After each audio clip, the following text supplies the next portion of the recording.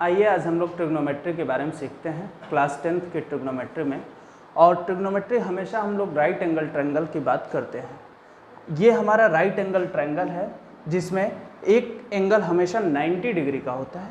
मान लेते हैं ये एंगल A है और ये एंगल B है और ये एंगल C है। ये हमेशा 90 डिग्री का होता है, हमेशा ये क्या होता है 90 डिग्री का होता है। मान लेते हैं कि हम लोग आज हम लोग ट्रिग्नोमेट्री रेशियो के बारे में सीखेंगे। क्या सीखेंगे? ट्रिग्नोमेट्री रेशियो के बारे में।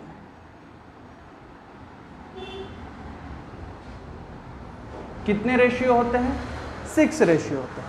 लेकिन सबसे पहले हम लोग को जानना है कि इस राइट एंगल ट्रायंगल में परपेंडिकुलर क्या होता है, बेस क्या होता है और हाइपोटेन्यूज क्या होता है। ये हमारा हमेशा होता है बेस और ये होता है परपेंडिकुलर।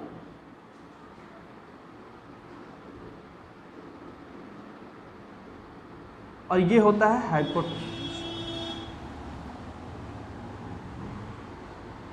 लेकिन जब हम एंगल इसकी बात करें तब के लिए कंडीशन होती है। हमेशा जो हमारा परपेंडिकुलर होता है, जिस एंगल की बात करेंगे उसके ठीक अपोजिट में होता है। हमेशा परपेंडिकुलर हमारा जिस एंगल के बारे में बात करेंगे उसके ठीक अपोजिट में होता है और उसके जस्ट एडजेसेंट बगल में क्या होता है? बेस होता है। यदि हम आगे अभी बताएंगे कि एंगल सी के बारे में बात करेंगे तो हमारा परपेंडिकुलर क्या हो जाएगा? ए बी हो जाएगा और बेस क्या हो जाएगा? ये जो यहाँ पे परपेंडिकुलर है उस कंडीशन में ये बेस हो जाएगा। आइए हम लोग सीखते हैं कि कितने ट्रिग्नोमेट्री रेशियो होते हैं। There are 6 ratio of trigonometry. There are 6 ratio of trigonometry. कौन कौन से होते हैं ये हम लोग को जानना है। पहला साइन थीटा, दूसरा कॉस थीटा और तीसरा टेन थीटा, चौथा कोसेक थीटा, पांचवा सेक थीटा, छठा टेन थीटा। अब इसके कुछ बेसिक फॉर्मूले होते हैं कि आखिर में ये साइन थीटा क्या है, कॉस थीटा क्या है और टेन थीटा क्या है। चलिए हम लोग जानते हैं साइन थीटा क्या होता है। साइन थीटा होता है परपेंडिकुलर अपॉन हाइपोटेन्यूज। यदि हम इसको P से डिनोट करते हैं, इसको हम P से डिनोट करते हैं और इसको B से डिनोट करते हैं और इसको H से डिनोट करते हैं हाइपोटेन्यूज को, तो ये साइन थीटा होता है perpendicular upon hypotenuse, perpendicular upon hypotenuse. Cos theta होता है बेस अपॉन हाइपोटेन्यूज और टेन थीटा होता है परपेंडिकुलर अपॉन बेस। ठीक इन्हीं तीनों का अपोजिट ये होता है। जैसे sine theta perpendicular upon hypotenuse होता है तो कोसेक थीटा क्या हो जाएगा? Hypotenuse upon perpendicular. ठीक cos theta B upon H है तो यहाँ पे क्या हो जाएगा? Hypotenuse upon base. और tan theta perpendicular upon base है तो यहाँ पे कॉट थीटा क्या हो जाएगा? ये कॉट थीटा होता है perpendicular upon base upon perpendicular हो जाएगा। ठीक इसका अपोजिट ये होता है, इसका अपोजिट ये होता है और इसका अपोजिट ये। आइए हम लोग पिछला जो हम लोग कॉन्सेप्ट समझे हैं उस पर एक क्वेश्चन लगाते हैं। जैसे ये पहला क्वेश्चन मैंने लिखा हुआ है कि in triangle ABC right angle at B, ये राइट एंगल है अपना। AB is 24 centimetre. हम लोग AB को 24 सेंटीमीटर लिख लेते हैं। AB इज इक्वल टू क्या है? 24 centimetre and BC is equals to 7 centimetre. BC is equals to 7 centimetre. Then find the sine A and cos A। तो सबसे पहले साइन A का फॉर्मूला हम लोग लिखते हैं। साइन A का फॉर्मूला क्या होता है? साइन A का फॉर्मूला होता है, अभी मैंने जस्ट पढ़ाया है क्या? Perpendicular upon hypotenuse. Perpendicular upon hypotenuse अभी जस्ट मैंने बताया है। तो यहाँ पे जरूरत हमें पड़ेगी किसकी? हाइपोटेन्यूज की। पहली बात हमारे पास हाइपोटेन्यूज का है, ये तो रहा परपेंडिकुलर, क्योंकि हम बोले हैं एंगल A की बात कर रहे हैं तो इसके जस्ट सामने जो एंगल होगा ये होगा परपेंडिकुलर। परपेंडिकुलर और ये क्या होगा? बेस। और हमें निकालना है क्या, हाइपोटेनियस। तो यदि आप क्लास 10th में हैं तो आपको बेसिक चीज़ें आनी चाहिए। हाइपोटेनियस निकालने आपको आता होगा, लेकिन हम लोग पढ़ते हैं हाइपोटेनियस कैसे निकालते हैं। तो इसका फार्मूला होता है, देखिए क्या होता है फार्मूला, हाइपोटेनियस का square is equals to perpendicular का स्क्वायर प्लस बेस का स्क्वायर। परपेंडिकुलर का स्क्वायर, परपेंडिकुलर कितना है 7 का स्क्वायर, प्लस बेस कितना है 24 का स्क्वायर। तो हमारा हाइपोटेनियस का स्क्वायर इस वाले फार्मूले से निकल जाएगा। देखिए 7 का स्क्वायर कितना होता है 49, 24 का स्क्वायर कितना होता है 576। इन दोनों को ऐड करेंगे तो क्या हो जाएगा, ये 625 हो जाएगा। और आपको अच्छे से पता होगा कि जब हम लोग स्क्वायर को उस साइड लेके जाते हैं तो ये अंडर रूट में आ जाता है। तो h is equals to under root 625। तो 625 किसकी वैल्यू होती है अंडर रूट, तो ये 25 का स्क्वायर होता है। तो हमारा h कितना आ गया 25 सेंटीमीटर। अब हम लोग यहाँ पे h की वैल्यू क्या रख देंगे 25 सेंटीमीटर।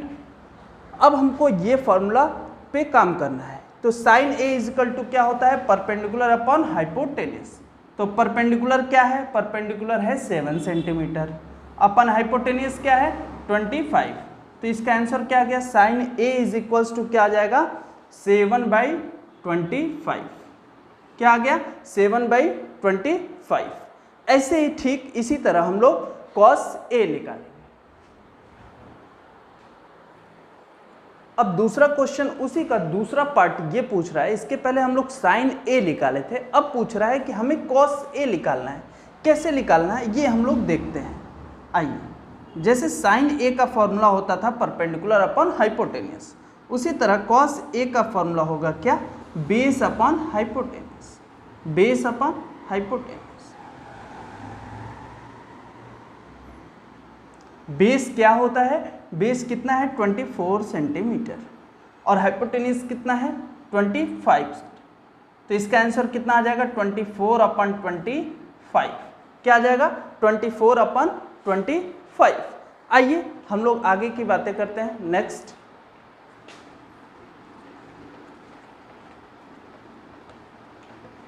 कि यदि हमारे पास एक राइट एंगल ट्रायंगल हो और angle B is equals to 90 degree हो और एंगल A यहाँ पे हो और C यहाँ पे हो। यदि हमसे क्वेश्चन पूछ दिया, वही सेम प्रीवियस क्वेश्चन ले लेते हैं कि ये 24 सेंटीमीटर है और ये यदि 7 सेंटीमीटर है, तो हमने पाइथागोरस थ्योरम से हाइपोटेनियस निकाला हुआ था कितना 25 सेंटीमीटर। ठीक है, ये यदि क्वेश्चन ये आ जाए कि अब हमसे पूछ दे कि cos C बताइए, मान लीजिए इसके पहले पूछ रहा था कि cos A बताइए, तो हम इसके सामने ठीक हम मान रहे थे क्या, परपेंडिकुलर इसको मान ले रहे थे। इसके सामने क्या मान ले रहे थे, परपेंडिकुलर मान ले रहे थे। लेकिन जब cos C पूछ देगा, जब हमसे cos C पूछ देगा, तब हम लोग ये चीज़ें नहीं करेंगे। फिर क्या करेंगे, आइए हम लोग देखते हैं। cos C जब पूछेगा, जब भी जिस एंगल की बात करें, हम अभी बताए हैं जिस एंगल की वो बात करेगा उसके ठीक सामने वाली लाइन वो क्या हो जाएगी, परपेंडिकुलर हो जाएगी। तो ये क्या हो जाएगी, इस कंडीशन में परपेंडिकुलर हो जाएगी। और उसके जस्ट बगल वाली लाइन जो हो जाएगी ये क्या हो जाएगी, बेस हो जाएगी। और हमेशा जो सबसे बड़ी लाइन होती है वो चाहे ये कंडीशन हो या ये वाला कंडीशन हो, दोनों कंडीशन में हाइपोटेनियस वाली लाइन सेम होती है। तो आइए हम लोग cos C देखते हैं। तो cos C क्या होता है, base upon hypotenuse. Base upon hypotenuse. तो बेस क्या है, बेस यहाँ पे क्या है, बेस अब हम लोग लेंगे 7 सेंटीमीटर। क्या लेंगे 7 सेंटीमीटर अपॉन क्या लेंगे, हाइपोटेनियस। हाइपोटेनियस क्या है 25। तो अब क्या आ जाएगा 7/25। इसका आंसर क्या आ जाएगा 7/25। अब इस तरह आपसे कोई भी एंगल पूछ दे, कभी का कुछ भी पूछ सकता है। जैसे में हम लोग एक और क्वेश्चन ले लेते हैं कि यदि साइन C पूछता है तो क्या करेंगे। साइन C पूछेगा तो इसका फॉर्मूला क्या होता है, perpendicular upon hypotenuse. Perpendicular upon hypotenuse.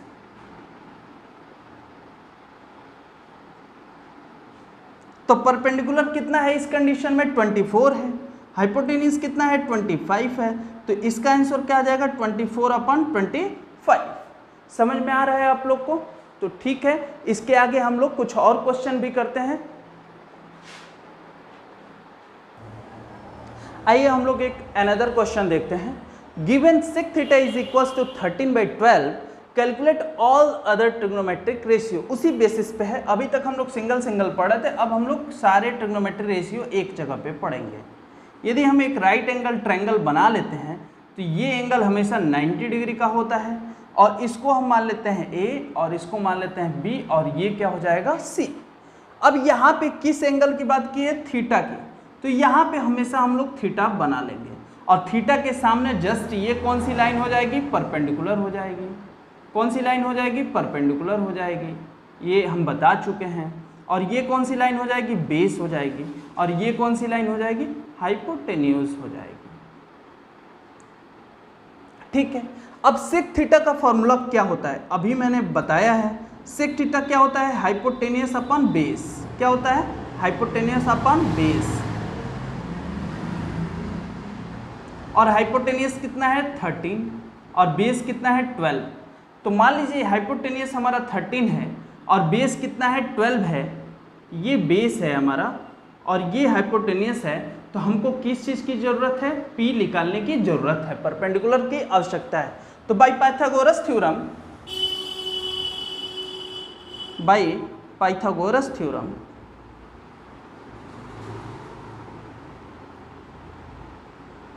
क्या पाइथागोरस थ्योरम कहता है कि हाइपोटेन्यूज का square is equals to perpendicular का स्क्वायर प्लस बेस का स्क्वायर। हाइपोटेन्यूज का स्क्वायर 13 का square is equals to perpendicular का स्क्वायर नहीं पता है, और बेस का स्क्वायर 12 का स्क्वायर। 13 का स्क्वायर क्या होता है? 169 होता है। परपेंडिकुलर का स्क्वायर और 144 12 का स्क्वायर होता है। ये इधर ट्रांसफर हो जाएगा, 169 minus 144 is equals to perpendicular का स्क्वायर। इसको सब्ट्रैक्ट करेंगे तो परपेंडिकुलर का स्क्वायर इज इक्वल्स टू कितना आ जाएगा? 25। तो P इज इक्वल्स टू कितना हो जाएगा? 25। तो P इज इक्वल टू कितना आ जाएगा? 5 सेंटीमीटर। यदि यूनिट लिखा है तो यूनिट लिखेंगे, यूनिट नहीं दिया है तो यूनिट आप हटा भी सकते हैं, क्योंकि रेशियो में जाके वो यूनिट आगे चल के कट जाती है। तो चलिए हम लोग और सभी, अब ये निकल गया मेरा क्या? परपेंडिकुलर इक्वल टू कितना आ गया? 5 सेंटीमीटर। ठीक है, अब हम लोग आगे और सभी ट्रिग्नोमेट्री रेशियो इसके निकाल देते हैं। अब बाकी के बचे ट्रिग्नोमेट्री रेशियो कितना, क्योंकि एक तो ये दे चुका है, 6 होते हैं अभी हम पढ़ाए हैं, एक तो ये दे चुका है sec theta is equal to 13/12। बाकी के कितने ट्रिग्नोमेट्री बचे रेशियोज? पहला साइन थीटा। साइन थीटा क्या होता है? Perpendicular upon hypotenuse. परपेंडिकुलर कितना है? 5 अपॉन हाइपोटेनियस 30। दूसरा क्या बचा? Cos theta. कॉस थीटा क्या होता है? Base upon hypotenuse. बेस कितना है? 12, हाइपोटेनियस कितना है? 13। तीसरा क्या होता है? Tan theta. टेन थीटा क्या होता है? Perpendicular upon base. परपेंडिकुलर कितना है? 5, बेस कितना है? 12। ऐसे ही हम अदर दो जो बचे हैं उसको लिख लेते हैं, जैसे कोसेक थीटा। कोसेक थीटा क्या होता है? h/p होता है। h कितना है? 13, और परपेंडिकुलर कितना है? 5। ऐसे ही कॉस का तो ये अपोजिट दिया हुआ है, टेन का अपोजिट क्या होता है? Cot theta. कॉट थीटा क्या हो जाएगा? यहाँ पे परपेंडिकुलर अपन बेस है तो यहाँ पे बेस अपन परपेंडिकुलर हो जाएगा। बेस अपन परपेंडिकुलर क्या हो जाएगा? 12/5। यही हमारे ऑल अदर ट्रिग्नोमेट्री रेशियो हैं, क्योंकि एक तो ये दे चुका है क्वेश्चन में, तो बाकी कितने बचे? 5। तो 5 ट्रिग्नोमेट्री रेशियो। इसके आगे का पोर्शन हम लोग दूसरे वीडियो में कवर करेंगे।